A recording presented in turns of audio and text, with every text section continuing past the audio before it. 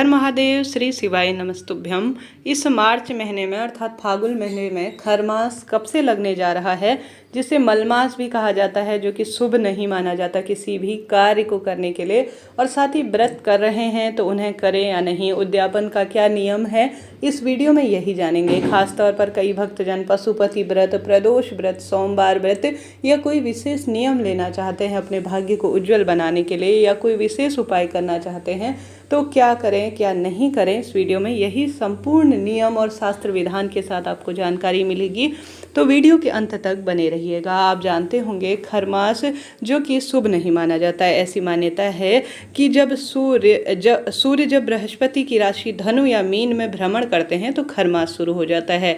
ज्योतिष में विशेष तौर पर अपने कोई भी उद्यापन हो, जब कोई विशेष पूजा पाठ का कार्य हो, उसमें बृहस्पति जो कि देवगुरु बृहस्पति के सुंदर स्वरूप में जाने जाते हैं और ग्रहों के राजा सूर्य देवता है, उनकी अच्छी स्थिति देखी जाती है, उन्हें उच्च स्वरूप में देखा जाता है। ऐसी मान्यता है। इससे पूजा पाठ व्रत पूर्ण रूप से सफल होते हैं और कोई भी शुभ काम करने के लिए, खासतौर पर सरल भाषा में कहूँ तो ज्योतिष दृष्टिकोण से यह सुंदर अच्छे अवस्था में होते रहने चाहिए, कार्यशील अवस्था में होने चाहिए, तब जाके उन कार्यों के सफल होने के बहुत अधिक अवसर होते हैं। अगर इनकी गति कुछ कम हो जाती है या ये किसी अन्य कार्य में लगे रहते हैं तो ऐसी मान्यता है कि यह जो है उतना शुभ प्रभाव नहीं देते हैं। खासतौर पर खरमास जो कि मार्च महीने में आता है, इस समय जो है जो होलाष्टक इत्यादि होते हैं वह भी लगते हैं होली के 8 दिन पहले से। कुल मिलाकर यह ग्रहों की दशा और दिशा परिवर्तन का समय होता है। सरल शब्दों में कहें तो इस समय जो है आसुरी शक्तियाँ ज़्यादा जो है अवस्था में होती है, ब्रह्मांड में ज़्यादा नकारात्मकता फैली होती है। तो इस कारण से जो है ऐसी मान्यता है, कुल मिलाकर यह शुभ समय नहीं देखा जाता किसी भी शुभ काम के लिए। 2024 में 14 मार्च से खरमास शुरू हो रहा है और इसकी समाप्ति 13 अप्रैल के दिन होगी। ठीक है, ऐसे में जिस दिन जो है शुरुआती जो दिन होगा 14 मार्च का, उस दिन रात्रि से जो है खरमास शुरू हो रहा है। इस दिन से आप सभी खरमास से कोई भी नया व्रत शुरू ना करें। कई भक्तजन चाहते हैं कि वह प्रदोष का व्रत शुरू करे तो वह ना करें, और वह चाहते हैं सोमवार या किसी भी जो है पशुपति व्रत को शुरू करना चाहते हैं। अपने घर के कोई बच्चे हैं, उनका मुंडन किसी दैवी स्थान पर या घर पर करना चाहते हैं तो वह ना करें।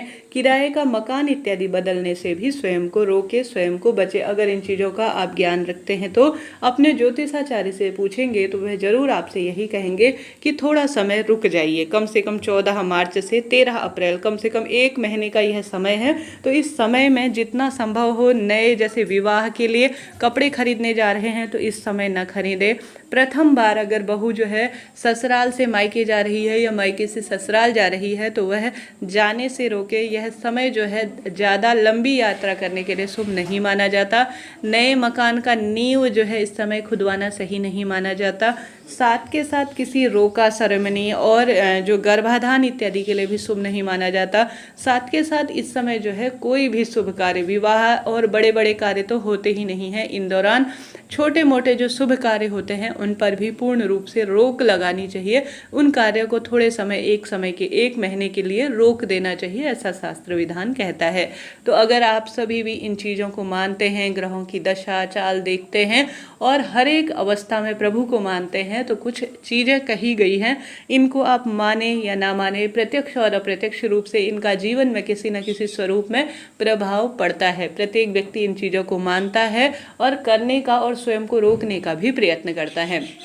तो जो पहले से अगर आपने व्रत करते आ रहे हैं, जैसे पशुपति व्रत आप करते आ रहे हैं, सोमवार का व्रत करते आ रहे हैं, पूर्णिमा का व्रत, नवरात्रि भी इस दौरान में आएगी तो नवरात्रि इत्यादि के व्रत भी आप कंटिन्यू करते रहे, पहले से शुरू करते आ रहे हैं तो। परंतु कोई भी नया व्रत जो है इस दौरान करने से स्वयं को रोके नहीं करना चाहिए।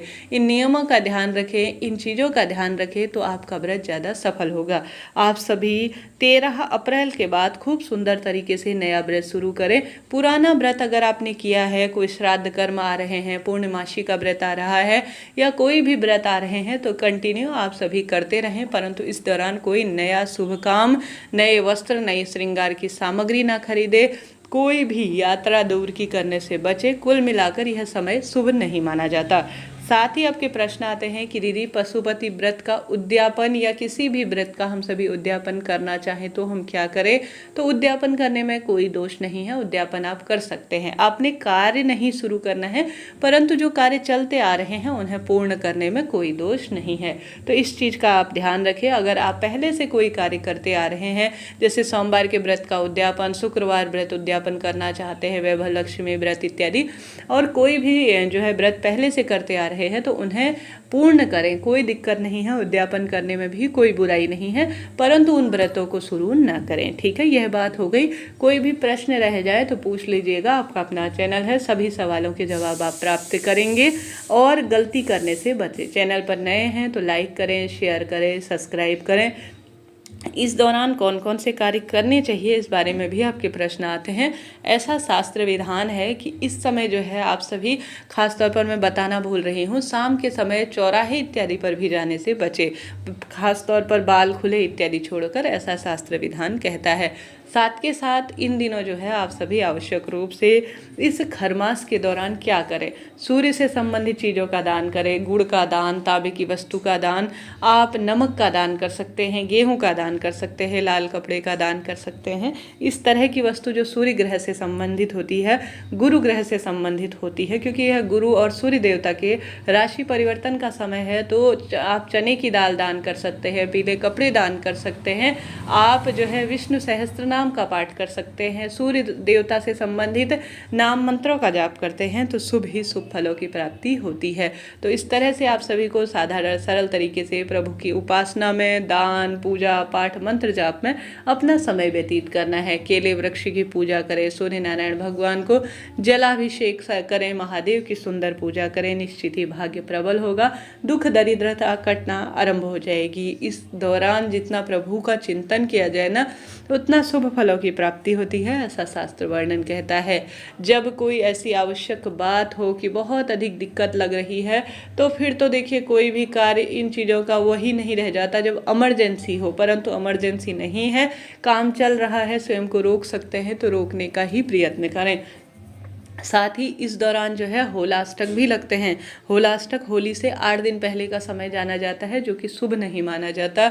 इस दौरान नवरात्रियां भी आती हैं चैत्र माह की, तो भी जो है आप सभी जो है कुल मिलाकर यह दिन बहुत बार, त्योहार, होली इत्यादि के बहुत श्रेष्ठ दिनों के स्वरूप में माने जाते हैं, परंतु ग्रहों की दशा, राशि परिवर्तन के स्वरूप में भी जाने जाते हैं। तो इन नियमों का पालन करें, पूजा पाठ के विधान का विशेष तौर पर ध्यान रखें, प्रभु भक्ति में अपना समय व्यतीत करें। देखिए इनसे जो है प्रभाव तो कई स्वरूप में बढ़ता है। जो मानता है उसके लिए सब चीज़ है, जो नहीं मानता उसके लिए कुछ भी नहीं है। तो इस तरह जानकारी थी, उचित उपयोगी है तो लाइक करें, शेयर करें।